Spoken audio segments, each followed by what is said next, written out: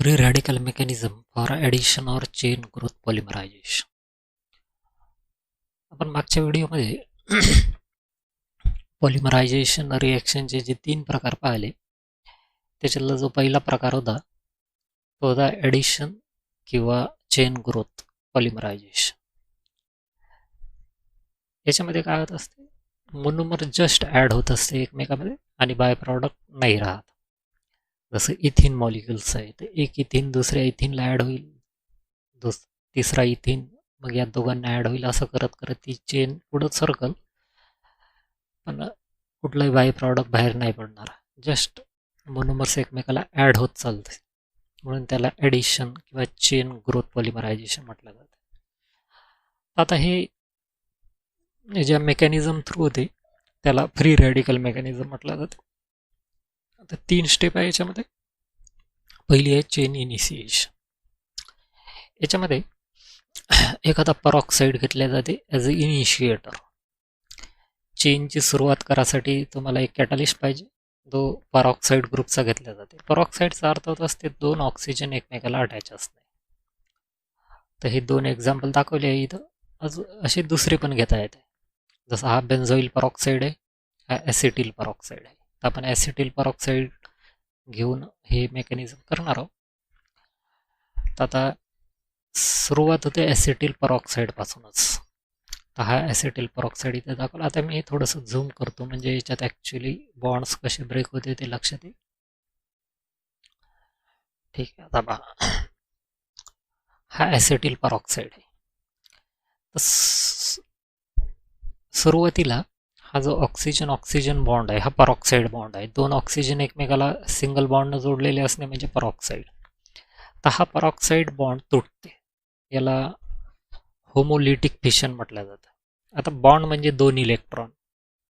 तर ह्या 2 इलेक्ट्रॉनपैकी एक इलेक्ट्रॉन या ऑक्सिजनला ट्रान्सफर होते आणि दुसरा इलेक्ट्रॉन या ऑक्सिजनला ट्रान्सफर होते. आता दुसरी एक गोष्ट लक्षात घ्या, मेकॅनिझम लिहिताना जे नोटेशन आहे ॲरोज, ते कसं आहे का सिंगल इलेक्ट्रॉन जर दाखवायचा असेल, मुवमेंट ऑफ सिंगल इलेक्ट्रॉन दाखवायची असेल तर सिंगल हेडेड ॲरो काढायचं, आणि इलेक्ट्रॉन पेअरची मुवमेंट दाखवायची असेल तर डबल हेडेड ॲरो काढायचा. असा याचा अर्थ होत असते 2 इलेक्ट्रॉन मूव्ह करत आहे, आणि आपण जेव्हा असं काढतो त्याचा अर्थ होत असते सिंगल इलेक्ट्रॉन मूव्ह करत आहे. तर हे झाले ॲरोचे नोटेशन.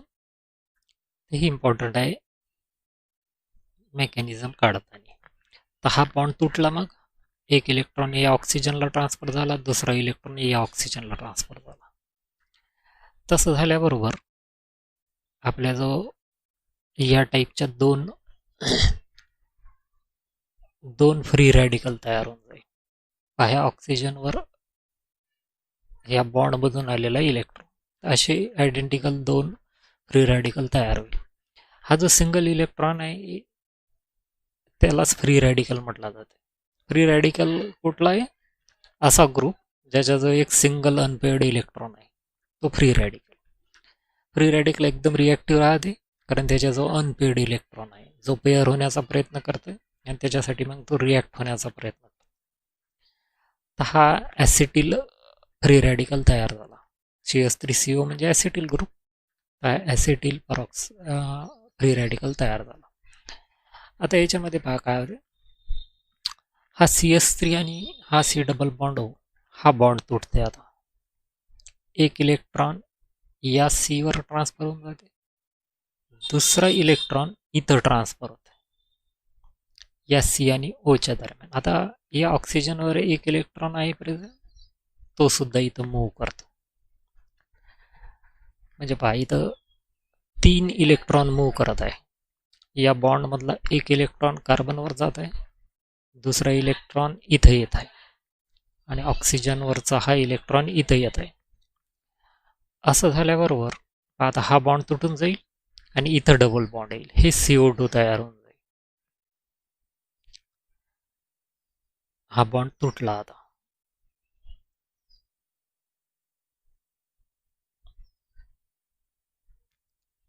इथं फ्री रॅडिकल तयार झाला आणि इथे डबल बॉन्ड तयार झाला. हे CO2 तयार झालं आणि हा मिथिल फ्री रॅडिकल तयार झाला. पुन्हा एकदा पाहून घ्या, ही प्रोसेस या मेकॅनिझम मध्ये कंटिन्यू होत राहते. ॲसिटिल परऑक्साईड बॉन्ड तुटल, एक इलेक्ट्रॉन या ऑक्सिजनला, एक इलेक्ट्रॉन या ऑक्सिजनला ट्रान्सफर होईल. मग ॲसिटिल फ्री रॅडिकल तयार होईल. याच्यामध्ये मग CS3C चा बॉन्ड तुटल, एक इलेक्ट्रॉन CS3 ला ट्रान्सफर होईल, दुसरा इलेक्ट्रॉन इथं येईल आणि हा फ्री रॅडिकल हे दोन्ही मिळून हे CO2 तयार होऊन जाईल आणि CS3 फ्री रॅडिकल मिळेल आपल्याला, मिथिल फ्री रॅडिकल. तर हा मिथिल फ्री रॅडिकल आता इथिन सोबत रिॲक्ट होईल. हे इथिन. इथं पहा आता इलेक्ट्रॉन मूवमेंट कशी होते. या मिथिलवर एक इलेक्ट्रॉन आहे अनपेअर्ड. हे जे दोन बॉन्ड राहते डबल बॉन्ड, याच्यापैकी एक बॉन्ड पाय बॉन्ड राहते. तो पाय बॉन्ड वीक बॉन्ड राहते, तर तो तुटते आणि त्याच्यापैकी एक इलेक्ट्रॉन इथं ट्रान्सफर होते आणि हा इलेक्ट्रॉन आणि इकडून आलेला एक इलेक्ट्रॉन मिळून इथं दोन इलेक्ट्रॉन झाले. आता हे दोन इलेक्ट्रॉन म्हणजे इथं बॉन्ड तयार होईल नवीन. इथं बॉन्ड दाखवून देऊ आपण. हा नवीन बॉन्ड तयार झाला मिथिल फ्री रॅडिकल आणि इथिनच्या दरम्यान. इथं बॉन्ड तयार झाला, हा बॉन्ड तुटून जाईल. इथचा जो उरलेला इलेक्ट्रॉन आहे तो इथं शिफ्ट होईल आणि इथं फ्री रॅडिकल तयार होईल. इथं म्हणजे पहा, या CS3 वरचा जो डॉट आहे तो इथं ट्रान्सफर होऊन गेला, तो पुढं सरकला. तर ही चेन सुरू झाली. आता इथिन मॉलिक्यूल ऍड झाले, त्याचे हे चेन इनिशिएशन सुरू झालं.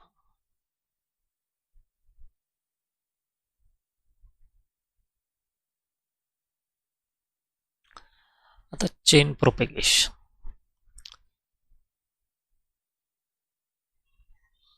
चेन इनिशिएशन मधून तो मॉलिक्यूल आला किंवा फ्री रॅडिकल आला, त्याला आता एक एक एक एक इथिन मॉलिक्यूल ॲडिशनल ॲड होत चालला.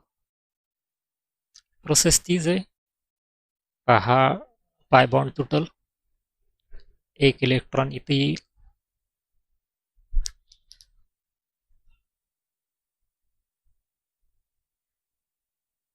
हा इलेक्ट्रॉन इथे येईल. या दोघांच्या दरम्यान नवीन बॉन्ड तयार होईल, हा डबल बॉन्ड तुटल, उरलेला इलेक्ट्रॉन इथं ट्रान्सफर होईल.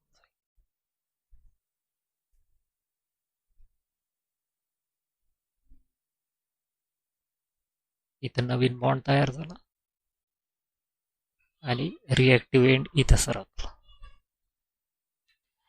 आता ही जर प्रोसेस कंटिन्यू झाली आणि NCH2CH2 जर इथं अटॅच झाले,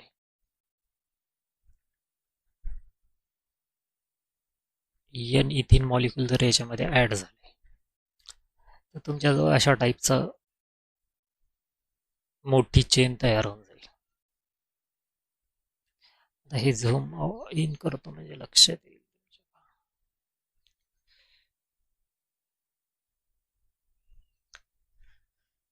ठीक आहे, हे चेन इनिशिएशन मधून आलेला रॅडिकल, मग हा एक इथिन त्याला ऍड झाला, ही चेन थोडीशी वाढली.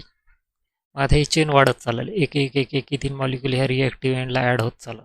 असे जर N इथिन मॉलिक्यूल इथे ऍड झाले तर आपल्याजवळ अशी लांब चेन तयार होऊन जाईल. CH2CH2 N times. शेवटी ही रिॲक्टिव्ह एंड शिल्लकच राहील. हे जे डॉट आहे हे रिॲक्टिव्ह एंड आहे. आता हे याला चेन प्रोपेगेशन म्हटलं जाते, चेन वाढणे. जेव्हा ही चेन सफिशियंटली मोठी होते तेव्हा चेन टर्मिनेशन घडते. चेन टर्मिनेशन अनेक प्रकारे घडू शकते. एक प्रकार इथं दाखवला आहे. दोन मोठ्याल्या चेन आपापसात रिॲक्ट होऊन चेन बंद होऊ शकते. जसं पाहता ह्या दोन चेन शेजारी शेजारी आले, दोघांजवळ एक एक डॉट आहे. इथे याची इलेक्ट्रॉन अशी येऊ शकते इथं मध्ये, आणि मग हा इलेक्ट्रॉन आणि हा इलेक्ट्रॉन असे दोन इलेक्ट्रॉन इथं मध्ये आले की हा CS2 आणि हा CS2च्या दरम्यान एक बॉन्ड तयार होऊन जाईल. हा बॉन्ड तयार झाला. हा बॉन्ड तयार झाल्याबरोबर आता हे जे काही तयार झालं आहे याच्याजवळ पहा कुठेही डॉट नाही आहे. म्हणजे हे आता पुन्हा याला ॲडिशनल इथिन ॲड नाही होऊ शकत. हे चेन टर्मिनेशन झालं. तर हा पॉलिमर तयार झाला फायनल. एक गोष्ट तुमच्या लक्षात आली असेल, पॉलिमरला आपण पॉलिथिन म्हणतो, पण पॉलिथिनच्या दोन्ही एंडला CS3 ग्रुप्स आहे. तर प्रत्येक पॉलिमरचे जे एंड्स आहे ते वेगळे राहते. जसं आता इथं जर आपण बेन्झोइल परऑक्साईड घेतला असता तर इथे एक फिनिल रिंग राहिली असते, इकडून एक फिनिल रिंग राहिली असते. तर अशा पद्धतीनं 3 स्टेपमध्ये ॲडिशन पॉलिमरायझेशन होते. पहिल्या स्टेपमध्ये चेन इनिशिएशन होते. हा जो कॅटलिस्ट वापरला आपला जो कोणचा, त्याच्यातला परऑक्साईड बॉन्ड तुटते, एक रॅडिकल तयार होऊन जाते, फ्री रॅडिकल. हा फ्री रॅडिकल पहिल्या इथिन मॉलिक्यूल सोबत रिॲक्ट होईल. मग जो रॅडिकल ग्रुप आहे तो इथिनवर ट्रान्सफर होऊन जाते. मग हा जो बिगर फ्री रॅडिकल आहे तो मग ॲडिशनल इथिन मॉलिक्यूल सोबत रिॲक्ट होऊन होऊन होऊन चेन मोठी होत जाते. अशी मोठी चेन झाली तर मग अशा 2 मोठ्या चेन एकत्र येऊन चेन टर्मिनेट होते आणि पॉलिमरची चेन तयार होऊन जाते. आता ही पॉलिमरची चेन पुन्हा वाढवू नाही शकत कारण इथं कुठेही फ्री रॅडिकल नाही.